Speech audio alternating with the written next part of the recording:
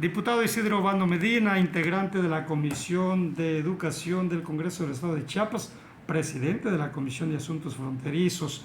El tema de la acción de inconstitucionalidad de la Suprema Corte de Justicia de la Nación para que cumplan con el procedimiento para la reforma constitucional en materia de educación. El tema de las comunidades indígenas y afromexicanas en el estado de Chiapas, diputado, ¿qué están haciendo? ¿Qué van a hacer? Bueno, primero, además de saludar a la audiencia, explicar que en el año 2020 se modificó la Ley de Educación del Estado de Chiapas por mandato del Congreso Federal, que reformó la Ley General de Educación de nuestro país.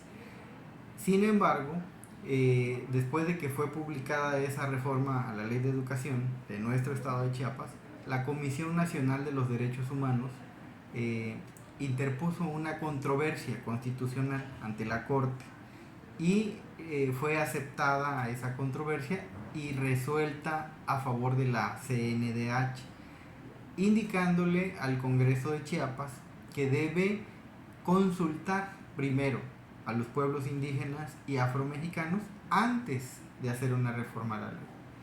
Y nosotros vemos ese procedimiento no como un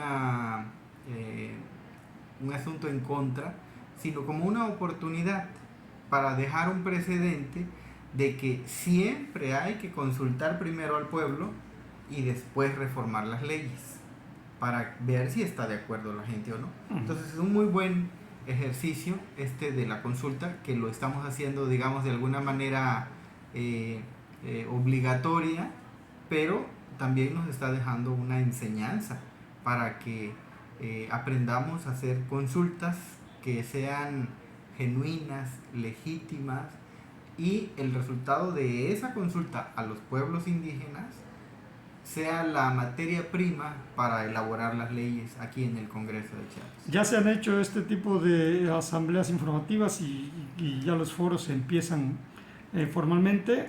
Ya empezaron. Ya empezaron. Empezó el 13 de febrero la primera consulta. Ajá. Aquí en Tuxtla Gutiérrez, y se va a hacer en cada uno de los distritos electorales locales de nuestro estado. En el Soconusco y la costa tenemos comunidades afromexicanas o afrodescendientes, como les conocemos. Sí. Ahí sin duda es de mucha importancia este tema. Sí, porque hay que decirlo, no solo es a los pueblos indígenas, que en nuestro estado de Chiapas todos tenemos una parte, unos más, unos menos, de sangre indígena, muy orgullosamente lo decimos. Pero también hay en la costa de Chiapas grupos afromexicanos que son descendientes de migrantes africanos originarios de hace mucho tiempo, de siglos, que se fueron mezclando con nuestro pueblo y dio origen a los afromexicanos que hay desde Arriaga hasta Suchiate, en toda la costa. ¿Y por qué? Pues porque vinieron a través de la costa guerrerense, oaxaqueña, hasta llegar a Chiapas, y se han establecido nuestros hermanos afromexicanos en muchos lados en la costa. Y ahora tiende a que esta población crezca más con el flujo migratorio que estamos teniendo. Sí, aunque los migrantes, africanos, pero también latinoamericanos que han estado llegando, sobre todo a Tapachula, tienen la intención de continuar su camino.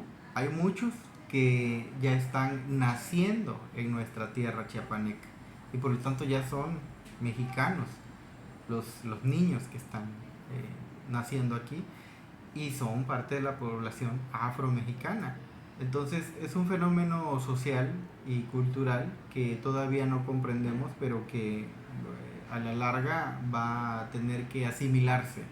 Entonces no sabemos todavía qué va a pasar en el caso de los nuevos migrantes, pero la consulta en sí tiene que ser a los afromexicanos ya establecidos desde hace siglos en nuestro territorio. Estas comunidades tienen que manifestar qué necesitan que se incluya en la ley.